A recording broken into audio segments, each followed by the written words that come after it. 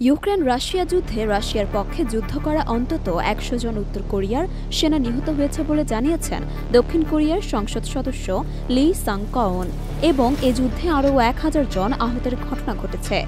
সম্প্রতি প্রকাশিত এক প্রতিবেদনে এ তথ্য জানায় বিবিসি।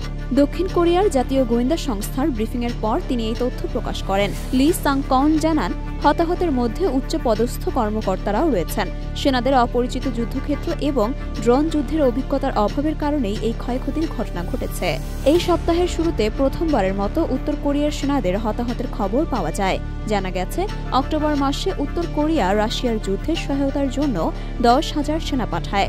এর আগে মার্কিন প্রতিরক্ষা বিভাগের একজন মুখপাত্র উত্তর কোরিয়ার সেনাদের নিহত হওয়ার কথা জানালেও সুনির্দিষ্ট সংখ্যা দেননি। তবে একজন নাম প্রকাশে অনিচ্ছুক মার্কিন কর্মকর্তা জানিয়েছেন যে শতাধিক সেনা নিহত ও আহত হয়েছে।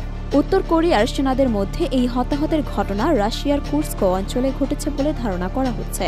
গত শনিবার ইউক্রেনের প্রেসিডেন্ট ভ্লাদিমির জেলেনস্কি জানান, কুর্স্ক অঞ্চলে রাশিয়ার হামলায় উল্লেখযোগ্য সংখ্যক উত্তর কোরিয়ার সেনা অংশ নিচ্ছে, তবে তারা ইউক্রেনের ভূখণ্ডে মোতায়েন হয়েছে বলে মনে হচ্ছে না।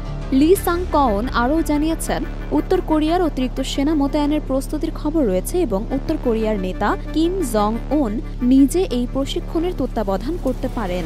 এ বিষয়ে গোয়েন্দা কর্মকর্তারা জানিয়েছেন, রাশিয়ান সামরিক বাহিনীর মধ্যে অভিযোগ উঠেছে অপরিচিত যুদ্ধক্ষেত্র এবং ড্রোন যুদ্ধ সম্পর্কে জ্ঞান না থাকায় উত্তর কোরিয়ার সেনাদের ফ্রন্টলাইন আক্রমণ ইউনিট হিসেবে ব্যবহার করা হচ্ছে, যা তাদেরকে সহজেই ক্ষতিগ্রস্ত করছে। তবে রাশিয়া ও উত্তর কোরিয়া আনুষ্ঠানিকভাবে এই সেনা মোতায়েনের বিষয়টি স্বীকার না করলেও উত্তর কোরিয়ার রাষ্ট্রায়ত্ত সংবাদ সংস্থা KCNA জানিয়েছে, রাশিয়ার সঙ্গে তাদের জোট পশ্চিমা প্রভাব বিস্তার রোধে গুরুত্বপূর্ণ ভূমিকা পালন করছে।